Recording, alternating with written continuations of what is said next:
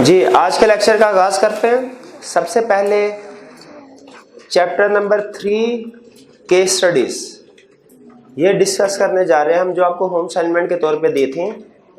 तो discussion start करते हैं। सबसे पहले क्वेश्चन नंबर 1। क्वेश्चन नंबर 1 में दो रिक्वायरमेंट्स हैं। उसने हमें दो डिफरेंट टाइप्स ऑफ एविडेंस की एग्जांपल दी हैं और हमसे पूछ रहा है, एक तो ये पूछ रहा है कि बताइए दोनों में से रिलायबिलिटी, इनकी रिलायबिलिटी पे कमेंट कीजिए, और फिर ये बताइए कि ऑब्सोलीट स्टॉक को वेरीफाई करने के लिए एडिशनल एविडेंस क्या ऑब्टेन करेंगे। क्वेश्चन नंबर 1 में कितने स्टूडेंट्स को प्रॉब्लम है, हाथ उठा के बताइए।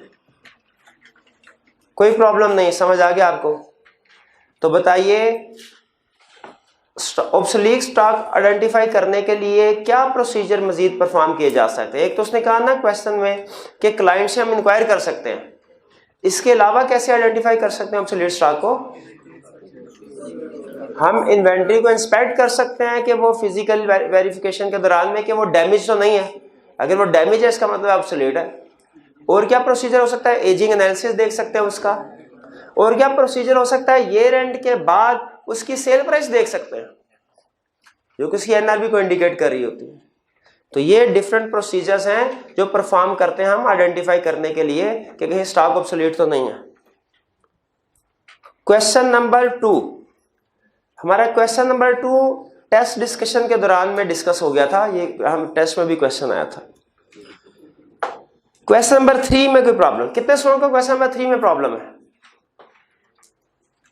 किसी को कोई प्रॉब्लम नहीं क्वेश्चन नंबर 3 में? जी मेरे भाई, आपको क्वेश्चन नंबर 3 में प्रॉब्लम है जी? बुक नहीं है आपके पास? यार कुछ खुदा का खौफ करें, फिर आप कहते हैं आई क्या पास नहीं करता। किताब के बगैर क्या पढ़ेंगे, क्या समझ आएगी आपको? हवाई बातें सारी लगेंगी। जब आपको पता है कि हमने पहले से बताया हुआ कि आज कोई चीज डिस्कस होनी है, तो फिर आपका फर्ज है कि वो साथ लेके आए। अगर आपको लग रहा है कि किताब बहुत भारी है तो फिर उस तरह कर ले जिस तरह मैंने किया है। रेलिवेंट चैप्टर्स को लादा किया, जिस दिन जो चैप्टर डिस्कस होना होता है वो उठा के लेता हूं बस। जी आपके पास है किताब? जी तो भैया इसको खोल भी ले यार, बंद किताब दिखा रहे हैं ये सर किताब। क्वेश्चन नंबर 3 में वो ये कह रहा है कि सीएफओ सीईओ ने हमें ये कहा कि सिक्योरिटी रीजंस की वजह से हम कुछ ब्रांच को विजिट नहीं कर सकते, और फिर हमें कह रहा है कि फोटोकॉपी आपको प्रोवाइड कर देते हैं। क्या ये हमारे लिए एक्सेप्टेबल है? ओरिजिनल डॉक्यूमेंट्स भी नहीं दे रहे, कह रहे ओरिजिनल डॉक्यूमेंट्स गुम होने का खतरा है। तो क्या फोटोकॉपी? ये लेस रिलायबल है। ठीक है, अगर तो आपका फर्ज कीजिए आपके जजमेंट के मुताबिक फोटोकॉपी एक्सेप्ट करने से आपको एविडेंस मिल जाता है तो फिर तो ठीक है। लेकिन अगर आपको लगता है कि जी फोटोकॉपी लेस रिलायबल है, इस वजह से sufficient appropriate audit evidence receive नहीं हो रहा हमें, तो फिर हम क्लाइंट को कन्विंस करेंगे कि हमें ओरिजिनल डॉक्यूमेंट्स दीजिए। हम घर थोड़ी ले जाएंगे आपके ओरिजिनल डॉक्यूमेंट्स, आपको चेक करके वापस कर देंगे। अगर फिर भी एविडेंस हमें प्रोवाइड नहीं किया जाता तो याद रखिए ये फिर स्कोप लिमिटेशन होगी। ठीक है, ये स्कोप लिमिटेशन होगी। चाहे क्लाइंट हमें ये कह रहा है सर वो जिस जगह हमारा ऑफिस है जहां पे ओरिजिनल रिकॉर्ड है वहां पे कोई मसला हो गया है, कोई धरना वहां पे हो रहा है, या कोई और इशू है जिसकी वजह से वो एक्सेस नहीं है आपकी, आप उधर नहीं जा सकते। हम कहेंगे हमें इससे गर्ज नहीं है कि किसी इशू में आपका हाथ है या नहीं है, हमें तो सिर्फ इस चीज से गर्ज है एविडेंस मिला या नहीं मिला। रीजन कुछ भी हो, चाहे क्लाइंट का कसूर हो या ना हो, अगर हमें एविडेंस नहीं मिला हमारे लिए स्कोप लिमिटेशन। तो क्वेश्चन 3 क्लियर जी। क्वेश्चन 4 भी टेस्ट में शामिल था, इसलिए डिस्कशन होगी इसके ऊपर। क्वेश्चन नंबर 5 के बारे में सुन लीजिए। क्वेश्चन नंबर 5 एक डिफिकल्ट क्वेश्चन था इस लेवल पे। ये जो कंसेप्ट टेस्ट किए गए हैं ये डिटेल में डिस्कस होंगे हमारी बुक के चैप्टर 11 और 12 में, लेकिन अभी एक बेसिक कंसेप्ट जो है वो बिल्ड करना मकसद था, इसीलिए इसमें बहुत सी एग्जांपल्स आपको दी गई। इसमें 12 एग्जांपल्स हैं और आपने 12 मल्टीप्लाइड बाय 3 36 डिसीजन करने थे। लेकिन अगर इस क्वेश्चन में आपने आधे डिसीजन भी ठीक कर लिए तो इसका मतलब ये होगा कि क्वेश्चन का जो ऑब्जेक्टिव था वो पूरा हो गया। अगर आधे डिसीजन भी ठीक कर लिए हैं तो क्वेश्चन का ऑब्जेक्टिव पूरा हो गया। तो इसमें से क्लास में कितने ऐसे स्टूडेंट्स हैं जिन्होंने आधे या उससे ज्यादा डिसीजन ठीक कर लिए? चलिए, इसमें अगर कोई प्रॉब्लम है तो पूछ लीजिए। बी पार्ट में सुन ले। हमने ये बताना था कि ये रिस्क असेसमेंट है, टेस्ट ऑफ कंट्रोल है या सब्सटेंटिव प्रोसीजर है। ठीक है, तो बेसिक डिफरेंस ध्यान में रखिए। असल इशू आता है टेस्ट ऑफ कंट्रोल और सब्सटेंटिव प्रोसीजर को डिफरेंशिएट करने में। अगर आप किसी भी प्रोसीजर से फाइनेंशियल स्टेटमेंट्स की फिगर को वेरीफाई कर रहे हैं तो वो सब्सटेंटिव प्रोसीजर होगा। अगर आप किसी प्रोसीजर से फाइनेंशियल स्टेटमेंट की फिगर तो वेरीफाई नहीं कर रहे बल्कि क्लाइंट की कोई पॉलिसी, क्लाइंट का प्रोसीजर चेक कर रहे हैं तो वो टेस्ट ऑफ कंट्रोल होगा।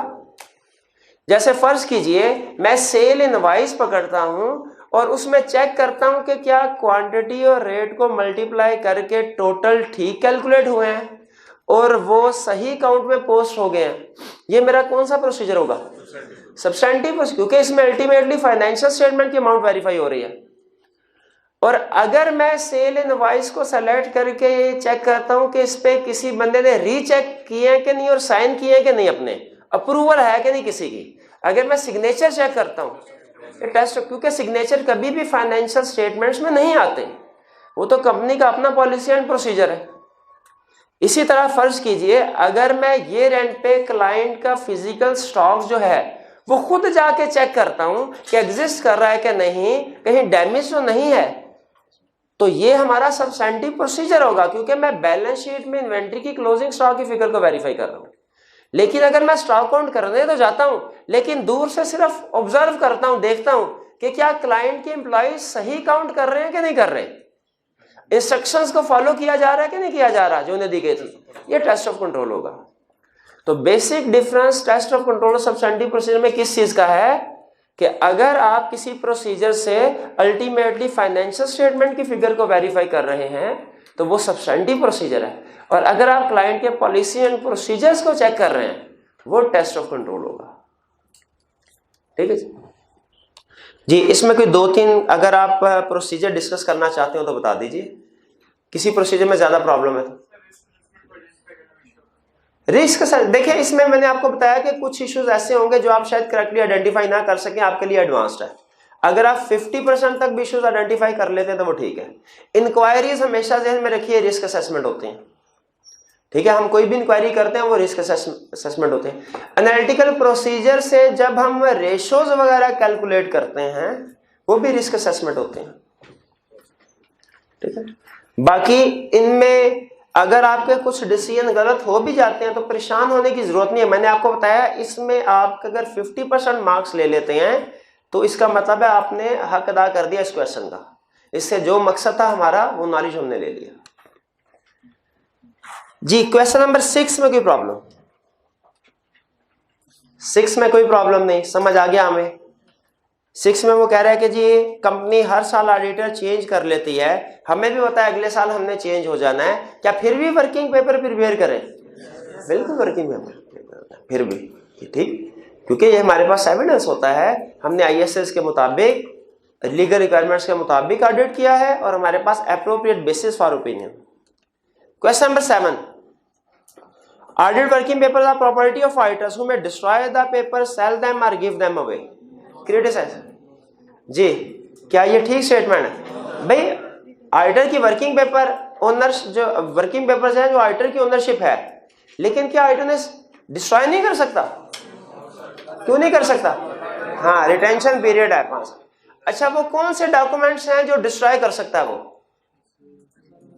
एक एग्जांपल ऐसी भी थी, फाइल असेंबली पीरियड में एक एग्जांपल ऐसी भी थी, नहीं याद किया, सुपरसीडेड पेजेस, भैया नाम बताएं उसका, डिस्कार्डेड। और क्या सेल नहीं कर सकता वर्किंग पेपर्स?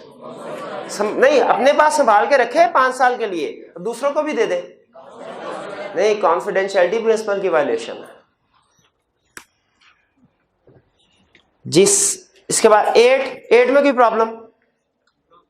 8 भी सिंपल था, समझ आ गया कि हमने उसकी सेफ कस्टडी को इंश्योर करना है, उसको खुला छोड़ के नहीं चले जाना घूमने फिरने।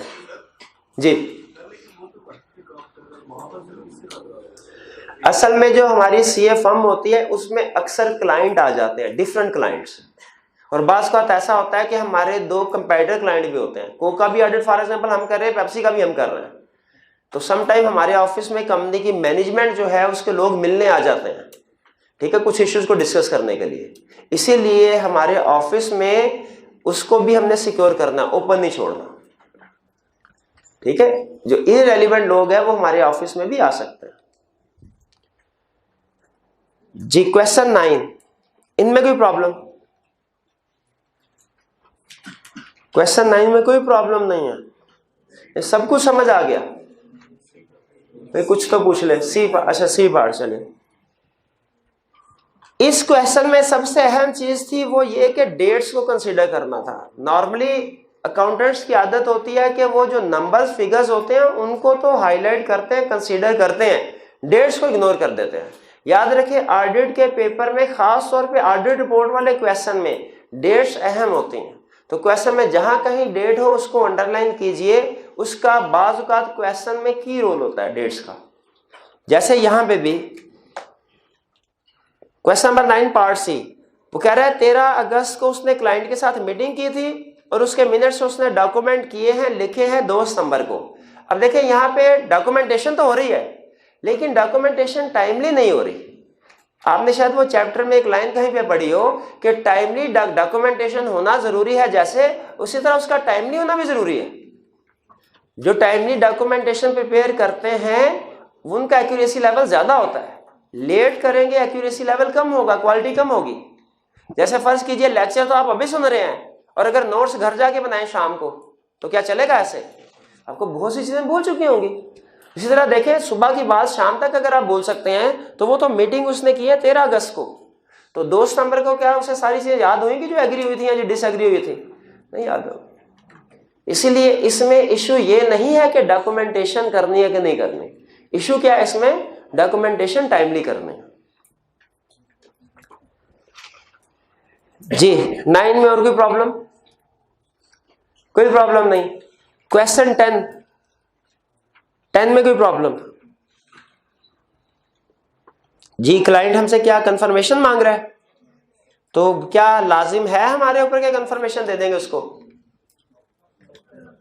लाजमी नहीं है, लेकिन हमारी डिस्क्रिप्शन है, क्लाइंट को दे भी सकते हैं, ठीक है। थर्ड पार्टीज जो हैं उनको तो हमने हरगिज कोई चीज नहीं देनी, वर्किंग पेपर्स नहीं देने, कॉन्फिडेंशियलिटी प्रिंसिपल की वजह से। क्लाइंट अगर कहे तो क्लाइंट को वर्किंग पेपर प्रोवाइड कर सकते हैं। फिर उसके बाद क्लाइंट ने अगर खुद किसी और आगे को देता है तो वो उसका मसला है, हमारा इशू नहीं है। कम से कम हमारे हाथ से होके कोई चीज थर्ड पार्टी के पास नहीं जानी चाहिए, कॉन्फिडेंशियलिटी प्रिंसिपल की वजह से। जी जी, आपकी मर्जी है, इसमें क्लाइंट आपसे मांग रहा है वर्किंग पेपर्स तो आपकी मर्जी है, आप उसको चाहें तो प्रोवाइड कर सकते हैं, चाहे तो ना कीजिए। जी, नॉर्मली ये जो एंगेजमेंट लेटर एग्री होता है जब उसमें इस तरह की चीज लिखी जाती है, अगर क्लाइंट ने हमसे कुछ वर्किंग पेपर्स लेने हो ना तो उसमें क्या कहता है कि सर आप हमें प्रोवाइड कर दीजिएगा, हम कहते हैं ठीक। लेकिन चूंकि ओनरशिप ऑडिटर की है इसलिए अगर एंगेजमेंट लेटर में एग्री नहीं हुआ तो हमारी मर्जी है, चाहे उसको प्रोवाइड करें चाहे ना करें। क्वेश्चन नंबर 11, इस क्वेश्चन को तो पढ़ के एक दफा आपने देखा होगा ये है क्या चीज, और ये तो काउंटिंग का क्वेश्चन लग रहा है, ऑडिट में कहां से आ गया? ये उसने आपके सामने बेसिकली एक वर्किंग पेपर का फॉर्मेट रखा है और आपसे रिक्वायर कर रहा है कि इसमें से गलतियां ढूंढो। इनमें से 4-5 एरर्स तो आपको आइडेंटिफाई कर लेने चाहिए, ठीक है। कितने स्टूडेंट ऐसे हैं जिन्होंने इस क्वेश्चन में 5 या उससे ज्यादा एरर्स आइडेंटिफाई किए हैं क्वेश्चन 11 में? शाबाश। तो क्या क्या एरर्स आइडेंटिफाई किए आपने? नाम नहीं लिखा, प्रीपेड बाय का नाम नहीं लिखा, रिव्यूड बाय का नाम नहीं लिखा, एक गलती ये हो गई, डेट भी नहीं है, दूसरी गलती पेज नंबर भी नहीं लिखा हुआ। वो आपको याद है वो कंसेप्ट हमने पढ़ा था, information to be included in every working paper. ये क्वेश्चन 11 और क्वेश्चन 12 ये दोनों उस कंसेप्ट पे बेस कर रहे हैं। इसके अलावा टाइटल गलत है, क्या ये बैंक कंफर्मेशन का फॉर्मेट है? अच्छा, आपने आज तक बैंक कंफर्मेशन का फॉर्मेट तो नहीं देखा होगा क्या होगा, लेकिन कम से कम बैंक रिकंसिलिएशन स्टेटमेंट का फॉर्मेट देखा होगा। तो ये बैंक रिकंसिलिएशन स्टेटमेंट है भाई, बैंक कंफर्मेशन नहीं है। टाइटल उसने गलत दिया, उसे यहां पे बैंक रिकंसिलिएशन स्टेटमेंट लिखना चाहिए था।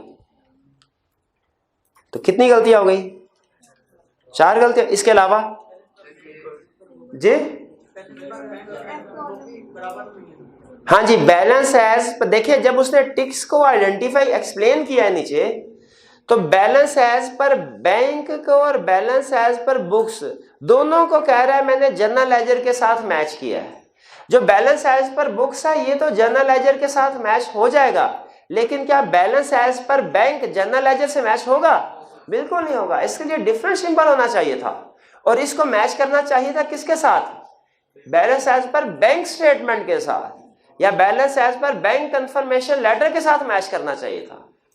जो बैंक का बैलेंस है ये कैश बुक जर्नल लेजर से मैच नहीं होता, ये बैंक स्टेटमेंट से या बैंक कंफर्मेशन से मैच होता है।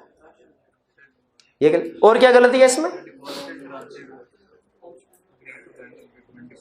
हाँ, डिपॉजिट इन ट्रांजिट को वो कह रहे हैं कि जी हमने एग्री किया बैंक स्टेटमेंट के साथ। हाँ भाई, अगर ये बैंक स्टेटमेंट में आ रहा होता तो फिर ये डिपॉजिट इन ट्रांजिट थोड़ी होता। ठीक है, तो ये इस महीने की bank statement, deposit in transit क्या इस महीने की बैंक स्टेटमेंट में आते हैं? वो तो अगले महीने की बैंक स्टेटमेंट में आते हैं। क्या होते हैं ये deposit in transit, bank statement क्या होती है, अल्लाह जाने क्या है। भैया कुछ समझ आ रही है कि नहीं आ रही है? आपने कभी जिंदगी में बैंक रिकंसिलिएशन स्टेटमेंट बनाई है? तो ऐसे हैरान परेशान होके क्यों देख रहे हैं? कभी उसको देखते हैं, कभी मुझे देख रहे हैं, और आपके चेहरे पे लिखा हुआ है कि कुछ समझ नहीं आ रही मेरे भाई को। चलिए, इसके बाद क्या कोई और गलती है इसमें? हाँ, टोटल भी गलत है। ये टोटल कितने स्टूडेंट्स ने करके देखा है? ये 2 स्टूडेंट्स सिर्फ।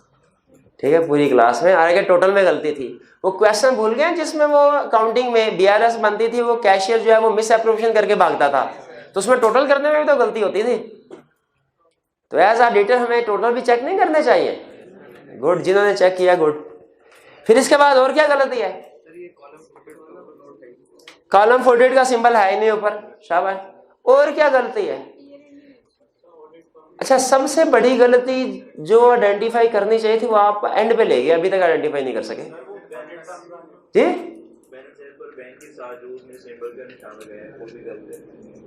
कैसे गलत है? मेरा भाई लेट आया है ना, मेरा भाई लेट आया है ना, लेट नहीं आए, अभी आए, मैंने खुद देखा, अभी आगे बैठे, अभी आगे नहीं बैठा यार। अच्छा, उधर से उठ के आगे बैठा भाई, अभी ये थोड़ी देर पहले पॉइंट डिस्कस हुआ मेरे भाई। नहीं, कह सही रहे आप, लेकिन थोड़ा लेट हो गए। ऐसे होता है कभी कभी, एग्जाम में बैठे हो ना तो पॉइंट जहन में नहीं आता, और जब मैं घर आके फिर जहन में आ जाता है। तो कोई बात नहीं, ठीक है, कोई इशू नहीं जी। क्या गलती है सबसे बड़ी जो अभी तक आप आइडेंटिफाई नहीं कर सके जी? बैंक सर्विस चार्जेस और other notes collected by bank, क्या ये बीआरएस में आते हैं? ये तो कैश बुक में आते हैं, इनकी एडजस्टमेंट कैश बुक में नहीं होती। तो इधर आपके सामने पड़े हैं और आप कह रहे हैं ठीक है सारा काम, तो भाई इनको कैश बुक में एडजस्ट करना चाहिए यार। इतनी भी ना बोले, बेसिक कंसेप्ट जो है वो भी फारग हो जाए आपके सारे, ऐसे तो ना करें। बेसिक कंसेप्ट तो स्ट्रांग होने चाहिए ना। चलिए कोई बात नहीं। अब देखिए क्वेश्चन, इसमें कितने मेरा ख्याल है 8-9 एरर्स तो हमने डिस्कस कर लिए। अगर आपने 5 एरर्स भी आइडेंटिफाई कर लिया है तो उसका मतलब आपने कंसेप्ट समझ लिया कि है क्या चीज। ठीक है, इसी तरह का एक और क्वेश्चन आई कैप ने अपने स्टडी बैंक क्वेश्चन बैंक में भी इंक्लूड किया। क्वेश्चन बैंक में जो क्वेश्चन है वो क्वेश्चन नंबर 12 है। अब जरा क्वेश्चन नंबर 12 को पढ़िए, बल्कि पढ़ा होगा आपने। अच्छा, ध्यान में रखिएगा, जिस दिन हमने डिस्कशन करनी होती है उस दिन क्लास में आपको टाइम नहीं मिलेगा रीडिंग करने का। डिस्कशन का असूल ये होता है कि जो क्वेश्चन आपको बता दिए गए हैं कि डिस्कस करने हैं वो आपने घर से पढ़ के आने हैं, और हर क्वेश्चन में जो इशू है वो साथ लिख के लाना है एक पेज पे, किसी छोटे से पेज पे लिख लाए। इस क्वेश्चन में ये इशू है, इस क्वेश्चन में ये इशू है। 1 बाय 1 चलते हुए जिस क्वेश्चन की बारी है उस क्वेश्चन का इशू डिस्कस करते जाए।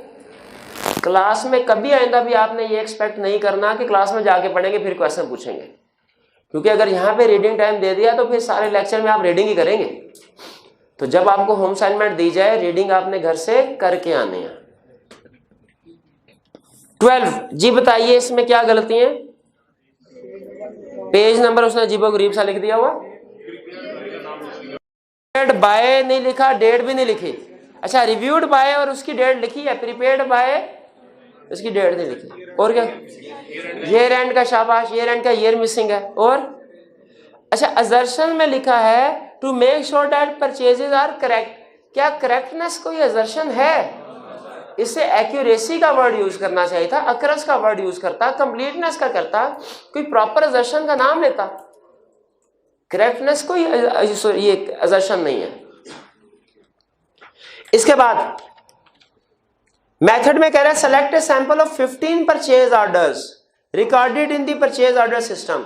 हमने पढ़ा था वो information to be included in every working paper में, कि जब कभी हमने बताना है कि हमने सैंपल सेलेक्ट किया तो बेसिस ऑफ सिलेक्शन भी बतानी है और ये भी बताना है कि सैंपल में कौन कौन सी चीजें, आइटम्स को आइडेंटिफाई करना है।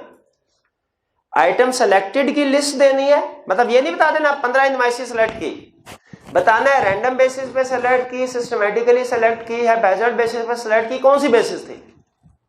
और बताना है कि जो 15 आइटम सेलेक्ट हुई उनके नंबर वगैरह क्या थे, आइडेंटिफाई करना है।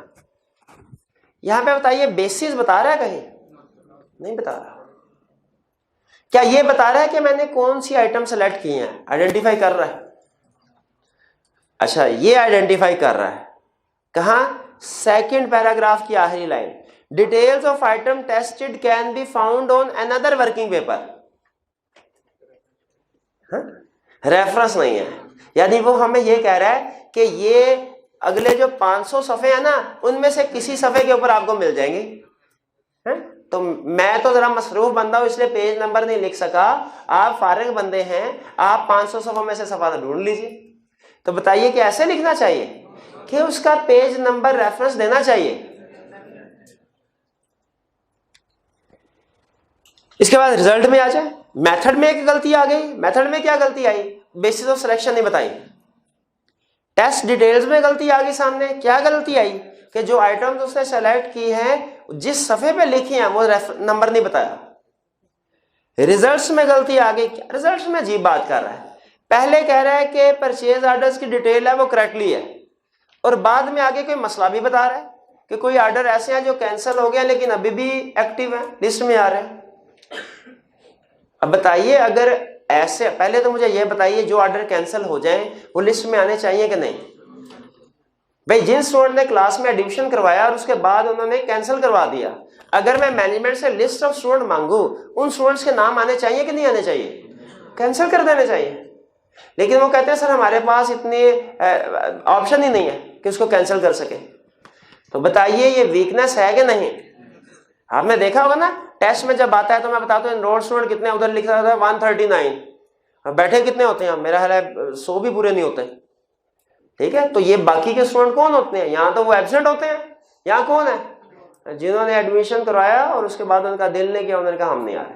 तो हमें जो लिस्ट मिलनी चाहिए उसमें ये कैंसिल वाली लेस हो जानी चाहिए ना, एक्सक्लूड हो जानी चाहिए। लेकिन यहाँ पे नहीं हो रही कि जो ऑर्डर कैंसिल हो गए वो कह रहा है वो अभी भी आ रहा है लिस्ट में।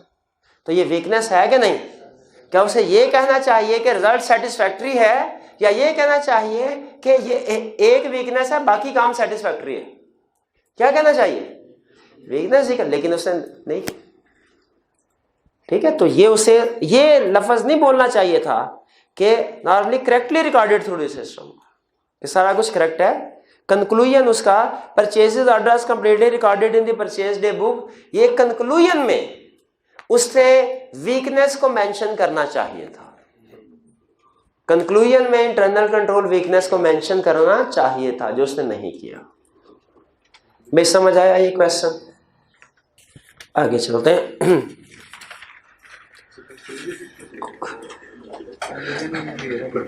हाँ जी, क्वेश्चन 13 में कोई प्रॉब्लम? इसमें क्या कह रहे हैं, हमारे खिलाफ किसने केस फाइल किया है? हमारे क्लाइंट ने पहले हमें निकाल दिया, फिर उसके बाद किसी दूसरी फर्म को एंगेज किया और हमारे खिलाफ केस क्या फाइल किया कि हमारे वर्किंग पेपर्स हमें दीजिए। क्या हम वर्किंग पेपर्स क्लाइंट को देने के पाबंद हैं? अच्छा, इसमें एक छोटा सा पॉइंट सुन लीजिएगा। अगर तो हमारे पास बाज़ औक़ात ऐसा होता है, हम क्लाइंट के अकाउंट्स को, जर्नल को, कुछ डॉक्यूमेंट्स को अपने ऑफिस में ले आते हैं चेक करने के लिए, बाद में उसे वापस दे देते हैं। अगर तो हमारे पास वर्किंग पेपर्स हमारे ही हैं, हमने क्लाइंट को वापस देने के पाबंद नहीं, हम ओनर हैं। लेकिन अगर हमने क्लाइंट की बुक्स ऑफ अकाउंट्स, क्लाइंट का अकाउंटिंग रिकॉर्ड, क्लाइंट का ट्रायल बैलेंस किसी थोड़ी देर के लिए अपने पास ले काम करने, वो हमारे पास है, वो हम वापस करने के पाबंद हैं, क्योंकि वो क्लाइंट का अकाउंटिंग रिकॉर्ड है। लेकिन हमारे वर्किंग पेपर जो हमने खुद अपने हाथ से बनाए हैं, वो हम वापस देने के पाबंद नहीं है। जी, और कोई क्वेश्चन? 14 भी हमने डिस्कस कर लिया था, टेस्ट में आया था। चलिए, तो ये इसको क्लोज कर लें, फिर केस स्टडीज को।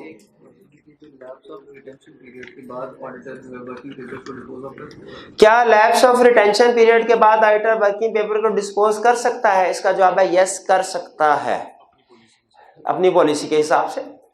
नॉर्मली इसमें होता है, क्लाइंट को पूछते हैं, हाँ भाई आप 5 साल रिटेंशन पीरियड पूरा हो गया, 5 साल तक हमारी जिम्मेदारी थी, अब बताइए, अगर आप कहते हैं तो मजीद हम ये वर्किंग पेपर अपने पास संभाल के रख लेते हैं, उसके लिए आपको थोड़ी एक्स्ट्रा पैसे देने पड़ेंगे, ठीक है, वरना कर लेते हैं। हाँ, एक चीज सुन ले, आपने क्वेश्चन पूछा इसलिए बता रहा हूं, वरना हमारे सिलेबस में नहीं है।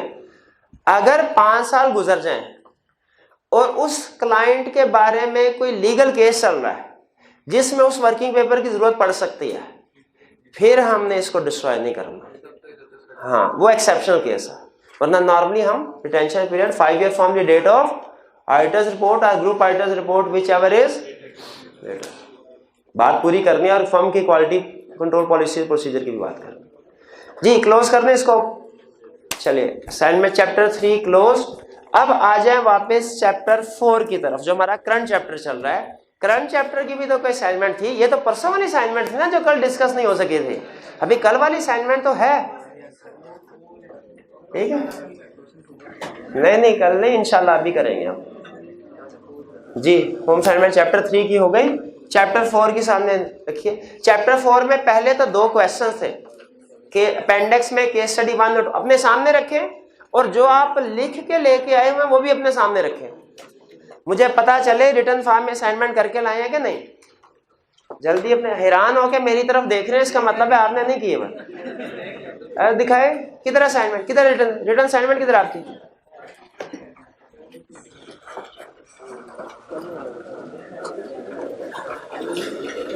सामने रखें, शाबाश।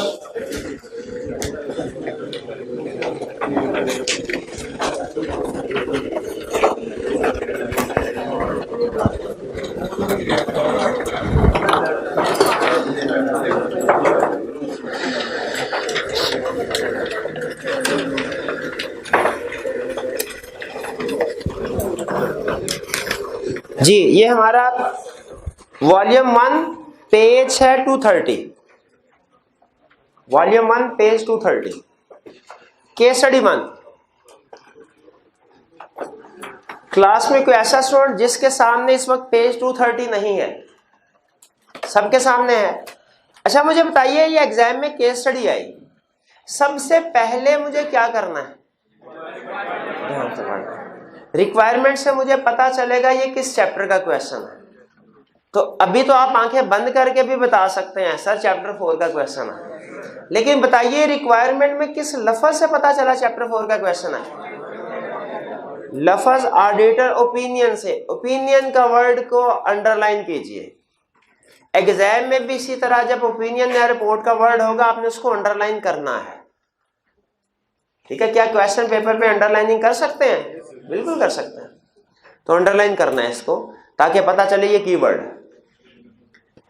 इसके बाद ए कह रहा है auditors have not been able to physically verify the inventory. Inventory constitutes a material portion of the current assets of the company. जी बताइए, अप्रोच कहती थी हमें पहले इवैल्यूएट करना है, बताइए कि मिस स्टेटमेंट है या स्कोप लिमिटेशन है या दूसरे मैटर्स है? स्कोप लिमिटेशन है। अच्छा, वो कहता है हम फिजिकल वेरिफिकेशन नहीं कर सके। अल्टरनेटिव प्रोसीजर की बात क्वेश्चन में नहीं कर रहा। क्या हमें सॉल्यूशन में अल्टरनेटिव प्रोसीजर की बात करनी चाहिए कि अगर अल्टरनेटिव प्रोसीजर से भी एविडेंस नहीं मिला तो फिर ये स्कोप लिमिटेशन है? बिल्कुल करनी चाहिए। लेकिन अगर कभी क्वेश्चन में वो खुद से कह दे कि आप ये प्रोसीजर परफॉर्म नहीं कर सके और अल्टरनेटिव प्रोसीजर भी नहीं कर सके, बैकअप रिकॉर्ड वगैरह भी मौजूद नहीं है, तो फिर हम सॉल्यूशन में डायरेक्ट स्कोप लिमिटेशन लिख देंगे। फिर सॉल्यूशन में अल्टरनेटिव प्रोसीजर लिखने की जरूरत नहीं है। तो यहां क्वेश्चन में वो अल्टरनेटिव प्रोसीजर का जिक्र नहीं कर रहा, इसलिए बेहतर है कि सॉल्यूशन लिखते हुए हम लिखें this is scope limitation if auditor is unable to obtain evidence from alternative procedures. ठीक है, इफेक्ट क्या है? दूसरा डिसीजन यही था ना, स्कोप लिमिटेशन मिस स्टेटमेंट, तो इफेक्ट बताना है। इफेक्ट क्वालिफाइड ओपिनियन नहीं है, इफेक्ट है मटेरियल के परवेसिव या इमटेरियल। कैसे पता चला मटेरियल है? अंडरलाइन कीजिए इस वर्ड को, मटेरियल को, ताकि पता चले ये की वर्ड है हमारे क्वेश्चन में। अब बताइए, पता चल गया मिस स्कोप लिमिटेशन है, पता चल गया मटेरियल है, ओपिनियन क्या होगा? Qualified opinion. आगे लाजमी नहीं है, आई कैप का एग्जामिनर रिक्वायर नहीं करता, एसीसीए का एग्जामिनर रिक्वायर करता है, इसलिए आपके लिए ऑप्शन है। लिखना चाहे तो लिख दे, नहीं लिखना चाहे तो कोई मसला नहीं। क्या आगे एक line, auditor shall explain nature of scope limitation in basis for qualified opinion. पढ़ा ना हमने, क्या ऑडिटर जब कभी मॉडिफाइड ओपिनियन देगा वो नेचर ऑफ मिस स्टेटमेंट या scope limitation basis for modified opinion में एक्सप्लेन करनी है। तो वो भी तो रिपोर्ट पे इफेक्ट आ रहा है ना, आ रहा है कि नहीं आ रहा? तो लिखना चाहे लिखे, नहीं लिखना चाहे कोई प्रॉब्लम नहीं। हाँ सुन ले, ये बात अब जहन में रखिएगा, टेक्निकली स्पीकिंग ओपिनियन में और रिपोर्ट में फर्क है। रिपोर्ट पूरा पेज, ओपिनियन उसका एक पैराग्राफ। केस स्टडी में, किसमें? ओपिनियन पे इफेक्ट पूछे या रिपोर्ट पे इफेक्ट पूछे, एक ही बात है। केस स्टडी में लिख लें, इसको लिख लें, केस स्टडी में ओपिनियन पे इफेक्ट पूछे या रिपोर्ट पे इफेक्ट पूछे, एक ही बात है। यानी दोनों सूरतों में अगर रिपोर्ट का कोई भी हिस्सा इफेक्ट हो रहा है हमने बताना है। ठीक है भाई, बात समझ आ रही? Technically speaking, strictly speaking, report और ओपिनियन अलग वर्ड है। रिपोर्ट पूरा सफा, ओपिनियन उसका एक सेक्शन। लेकिन केस स्टडी में अगर वो हमसे पूछता है इफेक्ट और रिपोर्ट या पूछता है इम्पैक्ट ऑन ओपिनियन, एक ही बात है। पूरी रिपोर्ट में जिस जगह कोई मसला आ रहा है, इसका इफेक्ट आ रहा है, हम बताएंगे। ठीक है, किसी भी और पैराग्राफ में आ रहा है। जैसे अगर किसी ओपिनियन अनमोडिफाइड है लेकिन एमसीक्यू मैटर आ रहा है, तो क्या मैं बताऊंगा कि नहीं? बिल्कुल बताऊंगा। ठीक है, ये केस स्टडी का असूल समझने इसको। जी मेरे भाई, वो एक उसने मटेरियल कहने का बहाना बताया, तो एक ही बात होती, मटेरियल कह दिया ना उसने, तो मटेरियल ले लेंगे हम उसको। ठीक है, जो चीज वो खुद से क्लियरली कह दे तो हम उसको चैलेंज नहीं किया करते। Part B, the company has determined the useful life of vehicles to be 10 years over which they are depreciated. The auditors believe that this useful life is not justified. जी बताइए, 10 साल estimate, 20 change किया estimate, auditor कह रहा है ये सही नहीं है, मिस स्टेटमेंट। एक स्टूडेंट कहने का नहीं सर मिस स्टेटमेंट तो सिर्फ काउंटिंग पॉलिसी में होती है। मैं कहा नहीं भाई, एस्टिमेट में भी होती है। किताब में जो एग्जाम्पल दी है उसमें उसने एग्जाम्पल काउंटिंग पॉलिसी की दी है, लेकिन वो लिस्ट 100% नहीं होती, उसके अलावा भी ऑप्शन पॉसिबल होती है। मिस स्टेटमेंट या स्कोप लिमिटेशन पॉसिबल है। तो एस्टिमेट्स का रीजनेबल ना होना ये भी मिस स्टेटमेंट। डेप्रिसिएशन रिकॉर्ड ही नहीं की, मिस स्टेटमेंट। रिकॉर्ड की, सही नहीं की, आधी की, ये भी तो मिस स्टेटमेंट है। ये यही केस है, डेप्रिसिएशन रिकॉर्ड की लेकिन सही नहीं की। इफेक्ट बताया उसने कोई? तो क्या अज्यूम करूं, मटेरियल परवेसिव? दोनों, if material qualified, if pervasive तो डिस्क्लेमर, अच्छा sorry adverse. C 3% of total purchases are authorized by purchase officer rather than the purchase manager। मुझे नहीं पता ये परचेज ऑफिसर कौन होता है, क्या काम करता है, मुझे बाकी नहीं पता।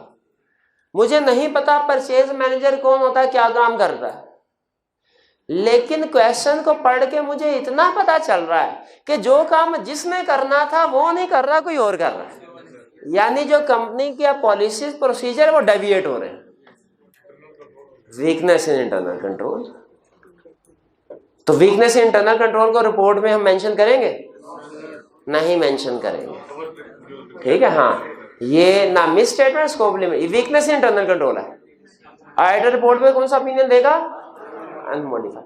आगे अगर आपका दिल करे तो मैनेजमेंट लेटर वाला लाइन लिख दे कि auditor shall report this weakness in management letter. Audit report में नहीं बताएगा, लेकिन ना भी लिखे तो फिर भी ठीक है। जैसे वो मिस स्टेटमेंट स्कोप लिमिटेशन के केस में मॉडिफाइड ओपिनियन होता है, तो अगली लाइन मैंने आपको ऑप्शनल कह दिया कि auditor shell explain nature of miss statement scope limitation in basis for modified opinion paragraph. दिल करे तो लिखे, ना दिल करे तो ना लिखे। Fourth, company is not complying with provisions of IAS 2 inventories for valuation of inventory। misstatement आ गई। The company has misclassified capital expenditure on account of machinery as revenue expenditure। revenue expenditure अभी भी कैपिटलाइज कर दिया, ये भी misstatement हो गई। The company has not disclosed one of its long-term loans in the financial statements। वो बात समझ आई, not confined to single element। अब सामने आ गया खुल के पॉइंट वो, तो इसका इफेक्ट क्या है?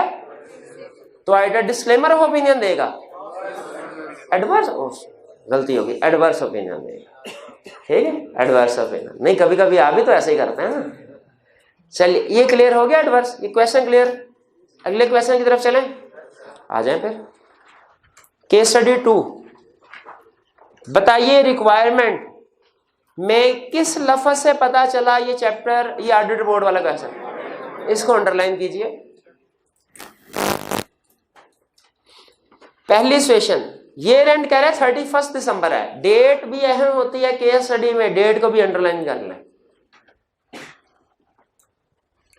During the year Iron limited has changed its policy for valuation of intangible assets from cost model to revaluation model, change in counting policy. जी नहीं बताया ऑडिटर कंकर करता है कि नहीं, एग्री करता है कि नहीं, तो दोनों सिचुएशन लिखे। अगर ऑडिटर एग्री करता है अनमोडिफाइड ओपिनियन, लेकिन क्या रिपोर्ट का कोई और हिस्सा इफेक्ट हो रहा है? आपको मैंने कभी की ऑडिट मैटर की कोई एग्जांपल दी है? नहीं एग्जांपल दी, अभी लिख ले फिर। पहली एग्जांपल की ऑडिट मैटर की, चेंज इन काउंटिंग पॉलिसी, याद रखिएगा। पहली एग्जांपल क्या है कि ऑडिट, बाकी की एग्जांपल जब सेक्शन आएगा फिर डिस्कस करेंगे। तो की ऑडिट मैटर की पहली एग्जांपल क्या है? Change in counting policy.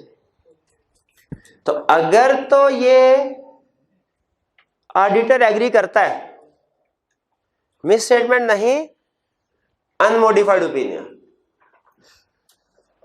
Plus की audit matter, change in counting policy पे क्या होता है? बोले जरा, की ऑडिट मैटर, बोले की audit matter. Change in counting policy पे क्या होता है? की ऑडिट मैटर। अगर ऑडिटर एग्री करता है, अगर ऑडिटर एग्री नहीं करता फिर क्या होगा? फिर मिस स्टेटमेंट। मटेरियल है तो क्वालिफाइड ओपिनियन, परवेसिव है तो एडवर्स ओपिनियन। लेकिन याद रखें, प्रैक्टिकली दोनों पॉसिबिलिटी नहीं होंगी। ये नहीं होगा कि एक चीज को आपने रिपोर्ट के एक हिस्से में भी डाल दिया की ऑडिट मैटर में भी, और उसी चीज को रिपोर्ट के दूसरे हिस्से में भी डाल दिया, ठीक है, मॉडिफाइड ओपिनियन। ऐसे नहीं होता, वो एक चीज एक ही जगह पे आएगी। तो 2 क्लियर, 1 क्लियर हो गया। उसने नहीं बताया ऑडिटर एग्री करता है कि नहीं, दोनों ऑप्शन डिस्कस करने हैं।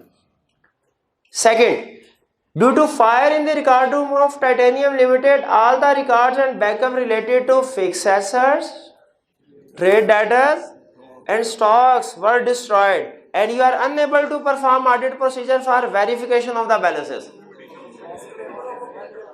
Not confined to single element. Pervasive fact. Adverse opinion ना? अच्छा disclaimer ठीक है sorry. Disclaimer of opinion आ गया. Third, during the planning stage of Coal Limited, it was noted that the system of internal controls of the company is weak. This aspect was taken into consideration in determining the nature, time and extent of audit procedure. Internal control weak है तो हमें audit report में mention कर देना चाहिए, नहीं करना. Unmodified opinion आएगा, बिल्कुल ठीक है. अनमोडिफाइड ओपिनियन अगर दिल करे तो एक लाइन लिख सकते हैं, क्या? Management letter. मैनेजमेंट लेटर वाली बात दिल करे तो लिख सकते हैं, वरना लाजमी नहीं. 4 आज के लेक्चर का पॉइंट है, हमने आज के लेक्चर में डिस्कस करना है. इसको पेंडिंग कर दें, आज के लेक्चर के बाद घर जाके पढ़िएगा, इसको इंशाल्लाह समझ आ जाएगा. वॉल्यूम 1 तो हो गया खत्म. अब लेक्चर की तरफ चलें, आज के फ्रेश लेक्चर की तरफ. नहीं अभी नहीं मेरे भाई, वॉल्यूम 2 की केस स्टडीज मौजूद है, असाइनमेंट के तौर पे वो भी दी थी. वॉल्यूम 2 भी सामने रखिए और जो रिटन फॉर्म में आपने अटेम्प्ट किया केस स्टडी वो भी सामने रखें, ताकि मुझे पता चले किसने केस स्टडी अटेम्प्ट किया और किसने नहीं की.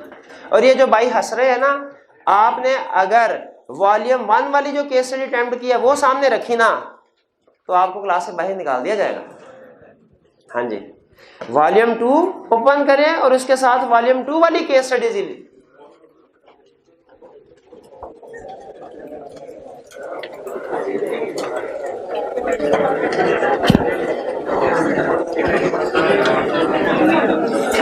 और भाई कल केस स्टडीज दी थी, यहाँ लिखी थी, हैरान क्यों हो रहे हैं? जैसे आज लिखी हुई ना, आज की होम असाइनमेंट, क्या आपने घर जाके ऑडिट का ये काम करना है? जैसे आज लिखा हुआ है ना, उसी तरह कल भी लिखा हुआ था. कल रेड में लिखा हुआ था, आज उसने कलर चेंज कर दिया शायद, लेकिन लिखा हुआ था कल भी होम असाइनमेंट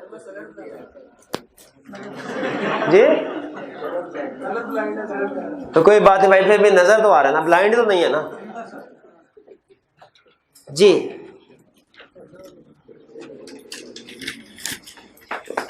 पहला कौन सा क्वेश्चन था हमारा? क्वेश्चन 9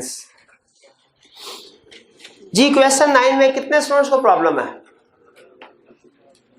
कोई प्रॉब्लम नहीं, क्लियर हो गया. ये सिंपल. वो कह रहा है वो कोई वायरस आया, सारा रिकॉर्ड जल गया, स्कोप लिमिटेशन हो गई. ठीक है, परवेसिव, वो सारा काउंटिंग रिकॉर्ड ही जल गया, कुछ भी बाकी नहीं बचा, परवेसिव ही होगा. क्वेश्चन 10, इसमें कोई प्रॉब्लम? 10 में किसी को कोई प्रॉब्लम नहीं.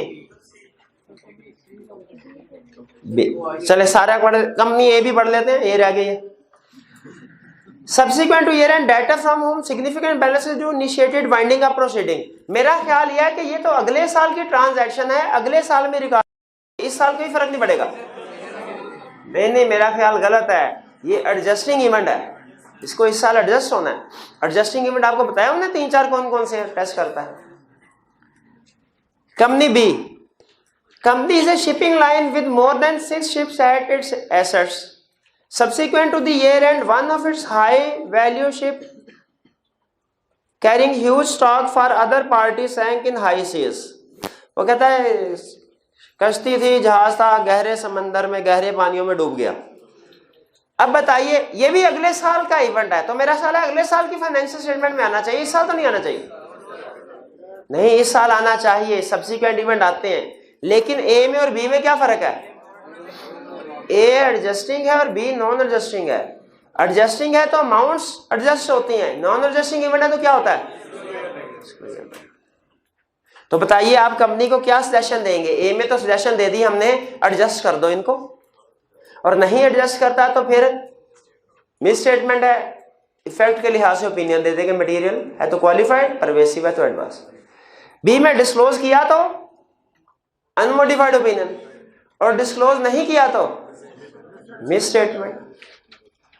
ठीक है, उस सूरत में उसी तरह इफेक्ट को देखें. कंपनी सी, वो कह रहा है कि आपने ये एंड है 31 दिसंबर और डेट एग्री कर ली ऑडिट फाइनल करने की 4 जनवरी। शाबाश। वो कह रहा है अच्छा यहां पे कहानी में एक और ट्विस्ट क्या आया कि क्लाइंट ये कहता है कि जी हमने ये एंड पे कोई हैवी सेल की, आपने उससे कहा भाई डॉक्यूमेंट्स दिखाओ, उसने कहा सर डॉक्यूमेंट्स जो है वो अभी अवेलेबल नहीं है, कोई सिचुएशन प्रॉब्लमेटिक है, तो वो 4 जनवरी ऑडिट रिपोर्ट के बाद ही अवेलेबल होंगी, बाद अवेलेबल होंगी। अब बताइए हमें कंपनी को क्या सजेशन देनी चाहिए? वो कहता है लॉ एंड ऑर्डर सिचुएशन है।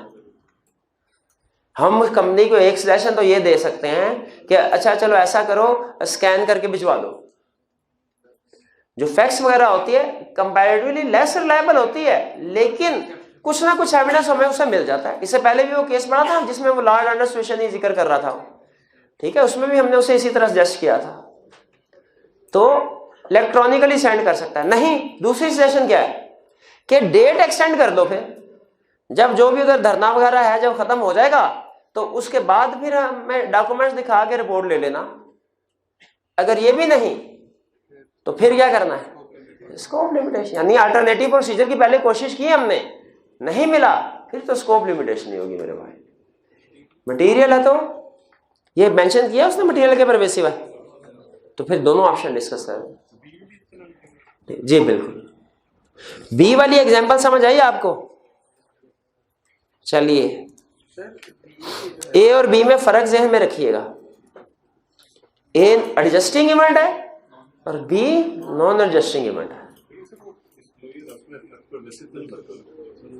देखिए मैंने आपको अपनी जजमेंट लगाने से मना किया है। वो जो आपको ये 6-7 पॉइंट बताए थे वो किस वजह से बताए थे?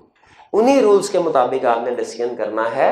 अपनी तरफ से जजमेंट ना लगाएं कि 50 लाख की अमाउंट है तो वो परवेसिव होगी, हो सकता है कंपनी 50 अरब की हो, उसके लिए इमटेरियल हो। अपनी जजमेंट ना लगाएं, जिन रूल्स के मुताबिक आपको सिखाया गया है उन्हीं के मुताबिक डिसीजन करना है, इमटेरियल है, मटेरियल है या के परवेसिव है।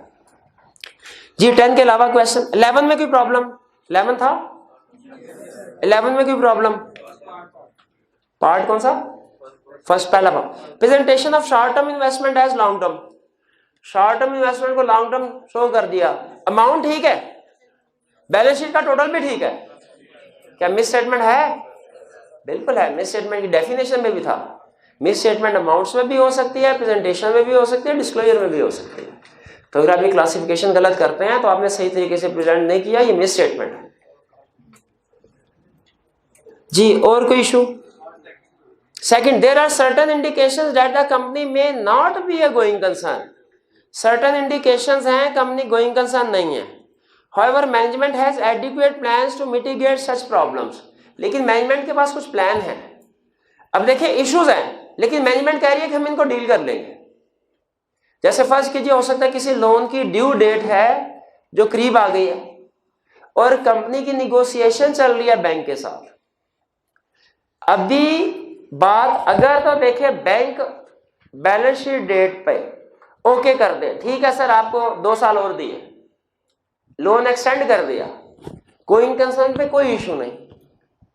अगर बैलेंस शीट डेट पे बैंक ये कहे कि हमने एक्सटेंशन नहीं करनी, लोन वापस चाहिए, गोइंग कंसर्न नॉट अप्रोप्रिएट हो गई। लेकिन अगर अभी निगोशिएशन चल रही है तो फिर ये कौन सी सिचुएशन है? 50-50 वाली। यानी इश्यूज हैं लेकिन मैनेजमेंट उनसे लड़ भी रही है, उनको हैंडल करने की कोशिश कर रही है, प्लान है मैनेजमेंट के पास। बताइए इसमें हमें क्या कुछ करना चाहिए? क्या फाइनेंशियल स्टेटमेंट में ये इशू डिस्क्लोज होंगे कि नहीं? अगर डिस्क्लोज होंगे, अगर मैनेजमेंट ये गोइंग कंसर्न इशू डिस्क्लोज नहीं करती तो मिस स्टेटमेंट होगी। अगर डिस्क्लोज नहीं करती मिस स्टेटमेंट होगी, आइदर क्वालिफाइड या एडवर्स ओपिनियन एक्सप्रेस करेगा। और अगर मैनेजमेंट इन इश्यूज को डिस्क्लोज कर देती है फिर क्या होगा? कर दे, मिस स्टेटमेंट नहीं है, अनमोडिफाइड ओपिनियन। लेकिन सोचें रिपोर्ट का कोई और सेक्शन फैक्ट होगा, हाँ material uncertainty relating to going concern वाला याद आया, वो भी एक रिपोर्ट में सेक्शन था। जी 2 को हाईलाइट कीजिए पॉइंट, इसको दोबारा घर जाके देखिएगा, ये अहम है। इसी तरह 10 के ए और बी को भी। और कोई क्वेश्चन? 12 में कोई प्रॉब्लम? 12 था कि नहीं था? था। 12 में कोई इशू? कोई इशू नहीं है। वो कंपनी के खिलाफ लीगल केस था प्रोविजन रिकॉर्ड की, ईयर एंड के बाद कंपनी जीत गई। क्या प्रोविजन रिवर्स करना बनती है? क्यों? एडजस्टिंग इवेंट है। लीगल केस का डिसीजन ईयर एंड के बाद आना एडजस्टिंग इवेंट है कि नहीं? और लिस्ट में ये भी था, एडजस्टिंग इवेंट की लिस्ट में। ये मेरे भाई मुझे बताइए एडजस्टिंग इवेंट की लिस्ट पूरी किताब में कहां पे मौजूद है?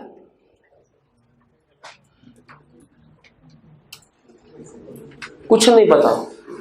अच्छा, पढ़ा होना तो याद होना तो दूर की बात है, ये भी नहीं पता है तो जी भूल जाता, कोई बात नहीं। देखिए, इसको रिवाइज करना होता है। असूल ये होता है कि आपने घर जाके जो कुछ आज का लेक्चर है वो तो आपने पढ़ना ही है, साथ में प्रीवियस कंसेप्ट भी रिवाइज करने हैं। और ये जो आपको गैस कीजिए, ये जो एक हफ्ते के बाद एक दिन आता है इतवार का, छुट्टी होती है, इसमें आपने क्या करना होता है भला? इसमें रिवीजन करनी होती है।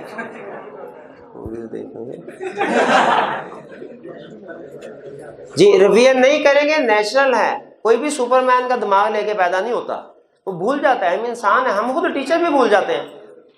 ठीक है, तो तरीका क्या होता है? हर रोज रिवाइज करना होता है। हर रोज ना कर सके, कम से कम हर हफ्ते रिवाइज करना है, वरना बाकी भूल जाएगा। जी 13 क्वेश्चन 13 था असाइनमेंट में। 14 में कोई प्रॉब्लम? कोई प्रॉब्लम नहीं है। चलिए इसको क्लोज कर देते हैं। अब आते हैं आज के लेक्चर की तरफ। अटेंटिव होके सुनिएगा आज का लेक्चर। वे भी लेक्चर का हिस्सा ही था। देखें, मैंने आपको पहले बताया ऑडिट जो है ये पढ़ने से नहीं आता, करने से आता है। तो अगर आप सिर्फ थ्योरी याद करते जाएंगे, केस स्टडी की प्रैक्टिस नहीं करेंगे, आप ऑडिट पास नहीं कर सकते। ऑडिट को समझ भी नहीं सकते ऑडिट चीज क्या है। इसको आपको केस स्टडी की प्रैक्टिस लाजमी करनी होती है। इसलिए आइंदा भी हम केस स्टडी की प्रैक्टिस करते रहेंगे। तो आपने ये अज्यूम नहीं करना कि अगर हमने आज केस स्टडी की प्रैक्टिस की आधे लेक्चर में तो वो टाइम जाया गया। नहीं नहीं, असल में तो केस स्टडी की प्रैक्टिस के लिए दूसरे कंसेप्ट सीख रहे हैं। एग्जाम में पास और फेल होने वाला स्टूडेंट रट्टे वाले क्वेश्चन डिसाइड नहीं करते, बल्कि केस स्टडी डिसाइड करते हैं। भाई तूने क्या शुरू किया हुआ है? क्या मसला क्या है मेरे भाई? मैं इधर कलप रहा हूं, उधर कलप रहा है। अच्छा, मुझे तो पैसे मिलते हैं कलपने के, तुम्हें क्या मसला है?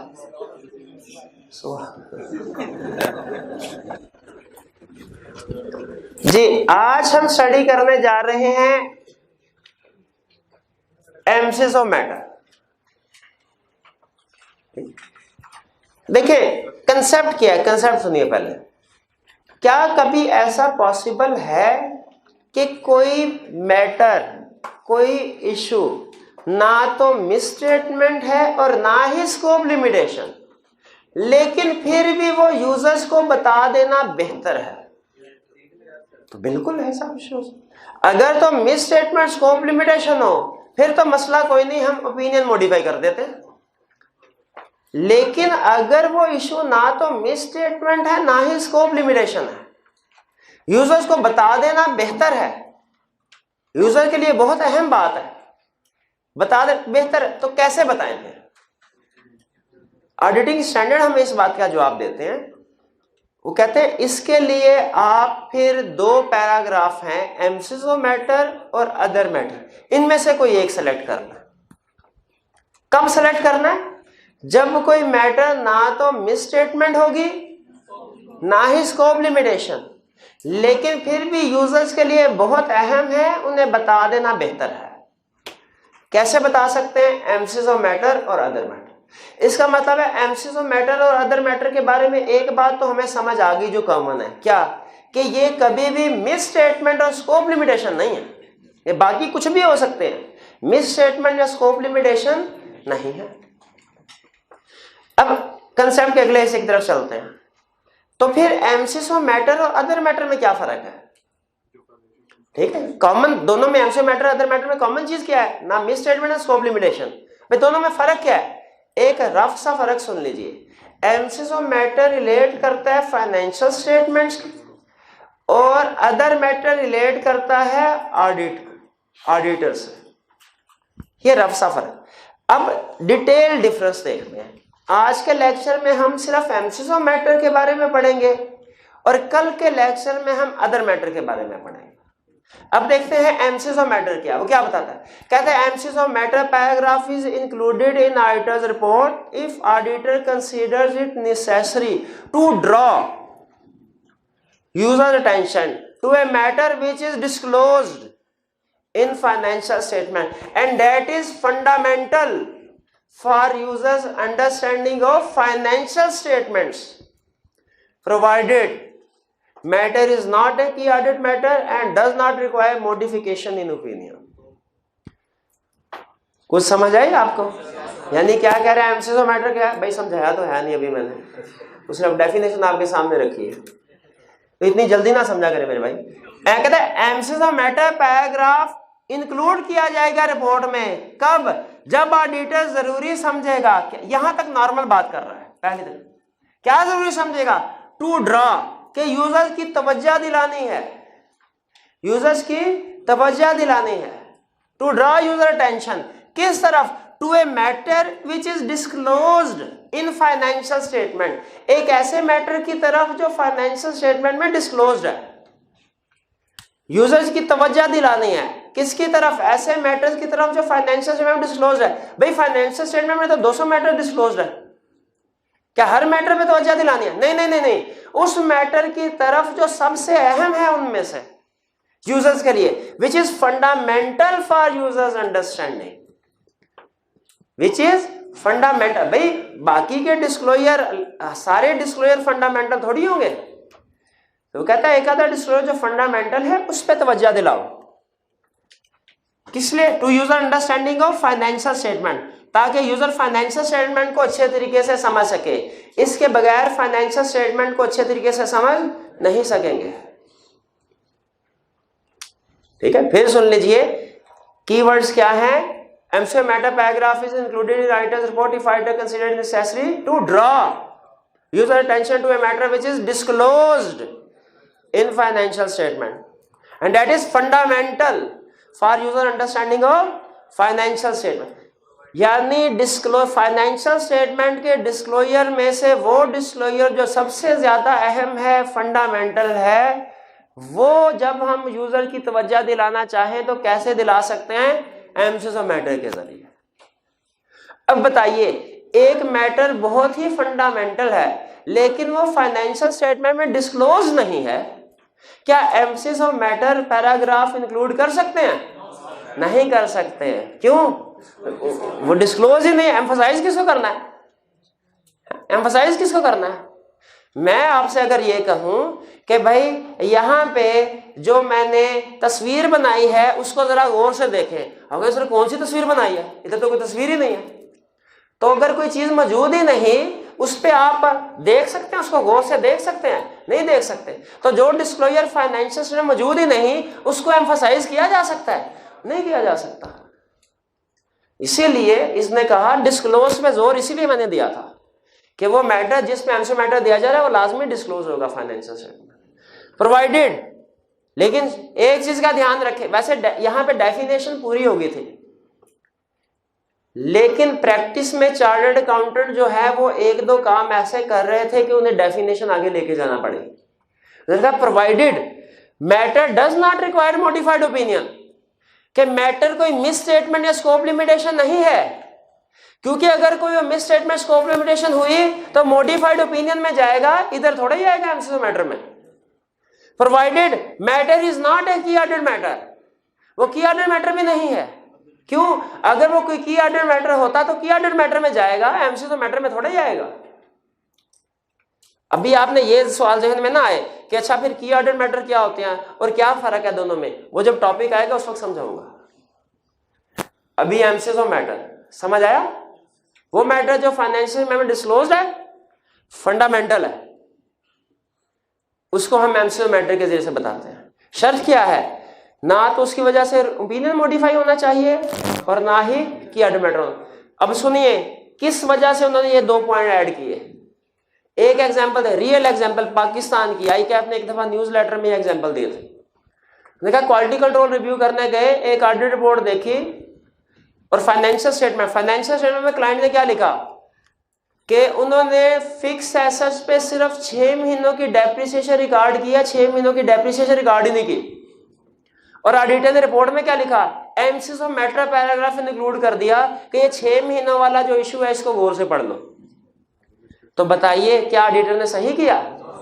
नहीं किया। उस पे एमसीज ऑफ मैटर थोड़ा ही आना था, उस पे तो ओपिनियन मॉडिफाई होना था। इसीलिए उसने कहा भैया एमसीज ऑफ मैटर देते हुए ध्यान रखना, जिसमें मॉडिफाइड ओपिनियन आना है उसमें मॉडिफाइड ओपिनियन देना, एमसीज ऑफ मैटर ना देना। जिसपे की ऑडिट मैटर आना है उस पे की ऑडिट मैटर देना, मॉडिफाइड ओपिनियन ये एमसीज ऑफ मैटर ना देना। मिक्स नहीं करना, मिक्स नहीं करना। डेफिनेशन समझ आई? आपने कहा सर डेफिनेशन तो समझ आ गई, थोड़ी थोड़ी याद भी हो गई। एग्जाम अगर 2 नंबर 3 नंबर के साथ पूछेगा छाप देंगे, बेफिक्र रहें। लेकिन ये बताइए अगर उसने रिपोर्ट की केस स्टडी में पूछ लिया तो फिर हमें कैसे पता चलेगा कि किस सिचुएशन में हमने एमसीज ऑफ मैटर पैराग्राफ देना है, किस पे नहीं देना? तो मैंने कहा एग्जाम्पल दे दीजिए। मैंने कहा लिए लीजिए एग्जाम्पल, 1 नहीं 2 नहीं 3 नहीं 4 नहीं 5 एग्जाम्पल, तसल्ली के साथ समझने हैं। पहली example, if there is exceptional litigation, कोई बहुत बड़ा केस है और रेगुलेटरी एक्शन या कंपनी के खिलाफ कोई रेगुलेटरी एक्शन, रेगुलेटर ने कोई एक्शन जो है वो इनिशिएट कर दिया, इन्वेस्टिगेशन चल रही है एसटीसीपी की या एफबीआर किसी की भी, तो उसमें एमसीज ऑफ मैटर आएगा। यानी अगर कंपनी के खिलाफ एक्सेप्शनल लिटिगेशन चल रहा है, बहुत बड़ा केस चल रहा है, जो अगर कंपनी हारी तो शायद कंपनी जो है उसको प्रॉब्लम आए बड़ी, तो हम क्या करेंगे, हम यूजर्स की तवज्जो दिला देंगे। मुश्तरी होशियार बाश, शेयर खरीदने वाले ध्यान से पढ़ लें इसको, ये ना हो उधर वो शेयर खरीदे इधर कंपनी के खिलाफ फैसला आ जाए, शेयर की प्राइस 0 हो जाए। एमसीज ऑफ मैटर दे देना चाहिए कि नहीं एक्सेप्शनल लिटिगेशन के केस में, या कंपनी के खिलाफ कोई रेगुलेटरी एक्शन पेंडिंग है। नॉर्मली जो टैक्स के इश्यूज होते हैं ना रूटीन वाले, हर बंदे के साथ, कंपनी छोड़ इंडिविजुअल का भी झगड़ा चल रहा होता है एफबीआर के साथ, उन पे एमसीज ऑफ मैटर नहीं आता। लेकिन अगर एफबीआर किसी कंपनी के खिलाफ कोई बहुत बड़ी तहकीकात शुरू कर दे, ठीक है, रेगुलेटरी एक्शन, उस पे एक्सेप्शनल बड़े वाले केसेस पे, फिर उसके ऊपर MCs of matter paragraph include कर सकते हैं। अच्छा अब सुन, यहाँ पे कहता है सर पढ़ा तो दिया आपने एक्सेप्शनल लिटिगेशन होगी तो एमसीज ऑफ मैटर पैराग्राफ आएगा। भाई एग्जाम में कैसे पता चलेगा ये जो लिटिगेशन एक्सेप्शनल है कि नहीं? याद रखिएगा एग्जाम में जो भी लिटिगेशन आ गई वो एक्सेप्शनल है। एग्जाम में जो, अभी जिंदगी आसान होगी कि नहीं होगी? तो हंस दे भाई, इतना सीरियस क्यों बैठा है? नहीं, मैंने कोई बहुत मुश्किल चीज पढ़ा दी। तो एक्सेप्शनल लिटिगेशन, एग्जाम में जो भी लिटिगेशन एक्सेप्शनल लिटिगेशन है, डिस्क्लोज नहीं किया हुआ तो क्या करेंगे? डिस्क्लोज नहीं किया हुआ तो मिस स्टेटमेंट है, ओपिनियन मॉडिफाई होगा। डिस्क्लोज किया हुआ है तो भैया एग्जांपल समझ आ गई। अगली सुने, early application of new counting standard that has material effect. आपने अगर कभी कोई counting standard original IFRS book में से देखा हो तो हर स्टैंडर्ड के साथ एक उसकी एप्लीकेशन डेट होती है कि ये स्टैंडर्ड इस दिन से अप्लाई करना लाजमी है। ठीक है, वो जब भी कोई नया स्टैंडर्ड आता है ना, वो 2-3 साल का पीरियड देते हैं आईएसबी वाले कि आप वो कि ये स्टैंडर्ड इसी साल से अप्लाई ना करें, 3 साल के बाद अप्लाई करना लाजमी होगा, अभी लाजमी नहीं है। 3 साल 2 या 3 साल का पीरियड क्यों देते हैं? ताकि जो प्रैक्टिस में लोग हैं वो अच्छे तरीके से स्टैंडर्ड की रिक्वायरमेंट को समझ लें, इसकी इची बिची जब समझ लेंगे उसके बाद अप्लाई करना शुरू करेंगे। लेकिन एक्चुअली होता क्या है, प्रैक्टिस में जो लोग होते हैं चार्टर्ड अकाउंटेंट बैठे बड़े शार्प होते हैं, उन्हें पहले से ही पता होता है, जैसे स्टैंडर्ड आता है हफ्ते 10 दिन के अंदर पता चल जाता है ये क्या कह रहा है, इसकी ऊंच नीच क्या है। अच्छा, स्टैंडर्ड में लिखा होता है अप्लाई एप्लीकेशन रिक्वायर्ड है 3 साल बाद, फिर कहता है अगर आप पहले अप्लाई कर लेना इसकी भी इजाजत है, पहले अप्लाई कर लें। अब मुझे बताइए प्रैक्टिस में चार्टर्ड अकाउंटेंट बैठा है, नया स्टैंडर्ड आया, उसे 10, 12, 15, 20 दिन में पता चल गया ये क्या कह रहा है। वो कैसे डिसाइड करेगा कि मुझे अभी अप्लाई करना है या मुझे 3 साल के बाद करना है? वो प्रॉफिट को सामने रखता है, कहता है अगर फायदा है ना अर्ली अप्लाई करने में, इसको अप्लाई कर दो। अगर तो प्रॉफिट इंक्रीज हो रहा होगा वो अर्ली अप्लाई कर देगा। अगर अर्ली अप्लाई करने से प्रॉफिट डिक्रीज हो रहा होगा वो कहेगा नहीं नहीं बाद में करेंगे। अब मुझे बताइए, अगर इस साल काउंटिंग स्टैंडर्ड अर्ली अप्लाई किया, उससे प्रॉफिट मटीरियली इंक्रीज हो गया, तो हमें क्या शेयर होल्डर्स को बता देना चाहिए भैया ये जो तुम्हें इतना ज्यादा प्रॉफिट नजर आ रहा है ना, इसमें मैनेजमेंट की परफॉर्मेंस का कोई अमल दखल नहीं है, ये तो काउंटिंग स्टैंडर्ड की एडजस्टमेंट की वजह से प्रॉफिट बढ़ा है। बताइए हमें ये बता देना चाहिए कि नहीं? कैसे बताएंगे? एमसीज ऑफ मैटर पैराग्राफ के अंदर। अगली example, major disaster significantly effect entities financial position. Major disaster significantly effect entities financial. ये डिजास्टर क्या होता है? आग लग गई, जलजला आ गया, सैलाब आ गया, तूफान आ गया, तबाही फिर गई किसी भी तरीके। कंपनी की फाइनेंशियल पोजीशन किसको कहते हैं भला? बैलेंस शीट इफेक्ट हुई, इसका मतलब क्या है? एसेट डिस्ट्रॉय हो गए। अच्छा मुझे बताइए, अगर जलजला तबाही साल के दौरान आए, एसेट्स पे बैलेंस शीट पे असर पड़ेगा? असर पड़ेगा? बैलेंस शीट पे एसेट तो तबाह हो गए, जल गए, आग लग गई। अगर तबाही आए ईयर एंड के बाद, सब्सिक्वेंट इवेंट, क्या तब फाइनेंशियल पोजीशन पे इफेक्ट होगा? उसमें अगली भी होगा, जिसका ऑडिट कर रहे हैं उस पर तो नहीं, मैं उसी का पूछ रहा हूं जिसका ऑडिट कर रहे हैं। नहीं होगा ना, इसीलिए उसके लिए अगला पॉइंट उन्होंने दे दिया। उन्होंने कहा अगर साल के दौरान में कोई बड़ा डिजास्टर हो जाए जिससे ऐसा डिस्ट्रॉय हो जाए, कंपनी को बहुत बड़ा नुकसान पहुंच गया, इस पे भी एमसीज ऑफ मैटर पैराग्राफ दो। और अगर यही काम ईयर एंड के बाद हो, अगर यही काम ईयर एंड के बाद हो, तो फिर उस पे भी एमसीज ऑफ मैटर पैराग्राफ दो। फर्क क्या है दोनों में? ये वाला एडजस्ट, ये तो एडजस्ट हो चुका होगा, ये नॉन एडजस्टिंग इवेंट होगा। ठीक है, नॉन एडजस्टिंग इवेंट होगा। आपको याद है अभी हमने कंपनी ए, कंपनी बी, कंपनी सी वाला क्वेश्चन किया था, वॉल्यूम 2 में क्वेश्चन 10 था शायद। उसमें मैंने कहा था बी को खास तौर पे पढ़ना है। बी में क्या हुआ था? वो गहरे पानियों में कश्ती डूब गई थी, जहाज। नॉन एडजस्टिंग इवेंट था। जरा बताइए तीसरे वाला सिचुएशन थी कि चौथे वाली सिचुएशन थी? चौथे वाली।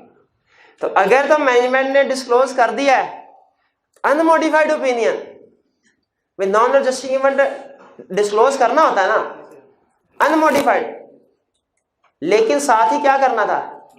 एमसीज ऑफ मैटर पैराग्राफ देना था यूजर्स को। भाई अपना माइंड बना लो, इस साल तो प्रॉफिट नजर आ रहा है, अगले साल प्रॉफिट नीचे, क्योंकि अब ये इवेंट हो चुका है। रिकॉर्ड अगले साल होगा, बता पहले देते हैं। भाई समझ आया दोनों में फर्क? अगर ईयर एंड के बाद आग लग गई, एसेट जल गए, मैनेजमेंट ने डिस्क्लोज कर दिया, तो क्या करना है? Emphasis of matter. आखिरी example, financial statement and report are revised after issuance. Financial statement issue कर दी, ऑडिट रिपोर्ट इशू कर दी, बाद में पता चला गलती थी उनमें, क्या करें? चुप करके बैठ जाएं कि चलो जो होना था हो गया, मिट्टी पाओ, ऐसे करें? नहीं नहीं नहीं भाई, हमें फाइनेंशियल स्टेटमेंट रिवाइज करके, ऑडिट रिपोर्ट रिवाइज करके उनको दोबारा भेजनी चाहिए, दोबारा। लेकिन क्या उनको बता देना चाहिए कि दोबारा क्यों भेज रहे हैं? कैसे बताएंगे? डेफिनेशन समझ आ गए, एग्जाम्पल समझ आ। अगर आपकी किस्मत अच्छी हुई तो वो आपसे रट्टे वाले क्वेश्चन में पूछ लेगा, भैया 3-4 एग्जाम्पल बता दो जब एमसीक्यू मैटर दिया जाता है। लेकिन नॉर्मली ऐसे होगा नहीं, वो केस स्टडीज में पूछेगा आपसे। तो पता चल गया कहाँ एमसीक्यू मैटर पैराग्राफ देना है। अब सुने प्रेजेंटेशन।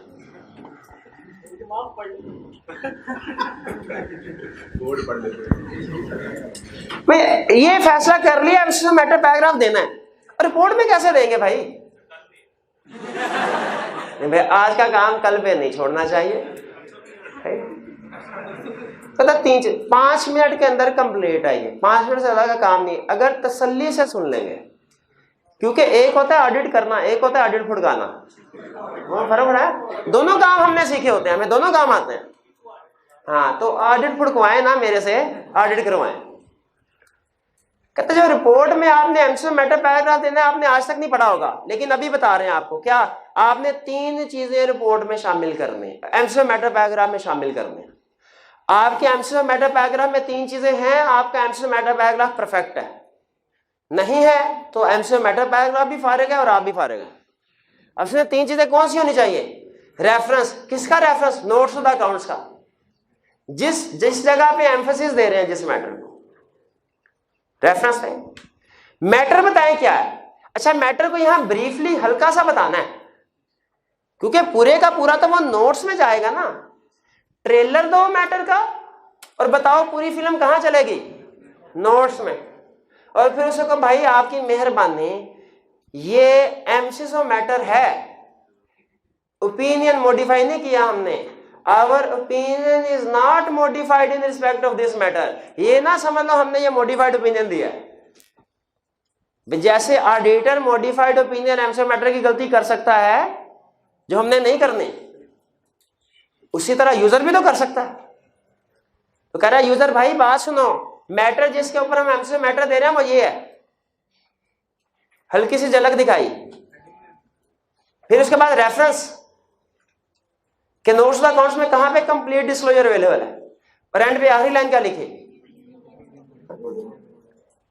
अब देखते हैं आगे ड्राफ्टिंग की एग्जांपल है। क्या आप हमसे ड्राफ्टिंग करवा सकता है? बिल्कुल करवा सकता है, बिल्कुल करवा सकता है। अब ये रिसेंट लास्ट अटेम्प्ट में अभी जिसका रिजल्ट आना है, ड्राफ्टिंग करवाई है उसने। अब सुने, एग्जाम्पल गौर से पढ़नी है, उसके बाद 2 सवाल आपसे पूछूंगा, दोनों सवालों के सही जवाब देंगे लेक्चर खत्म, गलत जवाब देंगे दोबारा पढ़ाऊंगा आपको। आखिरी अब 1.5 मिनट की बात रहेगी सिर्फ। कहता है ड्राफ्टिंग एग्जाम्पल क्या है? एक तो हेडिंग हम देते ही देते हैं, एमसीक्यू मैटर पैराग्राफ की हेडिंग ऊपर देनी, आगे जरा सुनिएगा गौर से। कह रहा है वी ड्रॉ योर अटेंशन, हम आपकी तवज्जो दिलाते हैं, टू नोट नंबर इतना ऑफ द फाइनेंशियल स्टेटमेंट, जो क्या कर रहा है, which describe the uncertainty relating to outcome of lawsuit filed against company by दूसरी कंपनी। हम तवज्जो दिलाते हैं आपकी उस नोट की तरफ जिसमें किसी लिटिगेशन का जिक्र है। यहां तक बताइए क्या तीनों मैटर हो गए? कौन कौन सा डिस्कस हुआ? Matter, litigation, notes the accounts का। एंड पे क्या कह रहा है? Our opinion is not modified in respect of this matter. इस मैटर में मॉडिफाइड नहीं। पहला क्वेश्चन मुझे बताइए, क्या ये एमसीक्यू मैटर पैराग्राफ की एग्जांपल उस एग्जांपल में पढ़ी है हमने? उसमें आई थी कि कोई नई चीज आ गई है? कौन से वाला पॉइंट है? पहला पॉइंट। क्या तीनों चीजें पूरी हो रही हैं? बिल्कुल तीनों चीजें। इसका मतलब है ये भी बेहतरीन बना, हम भी बेहतरीन तैयारी कर रहे हैं। लेकिन एक और एग्जांपल ना हो जाए चलते चलते बोलना। पढ़िए जरा एग्जांपल 2।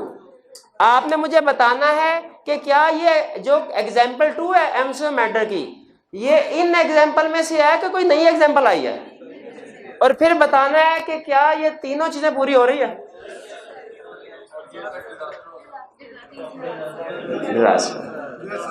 क्लियर हो गई बात? चलिए आज का लेक्चर हम यहाँ पे खत्म करते हैं, लेकिन अहम लेक्चर है, घर से जरूर पढ़ के आइएगा। और ये होम असाइनमेंट नोट कर ले मेरे भाई।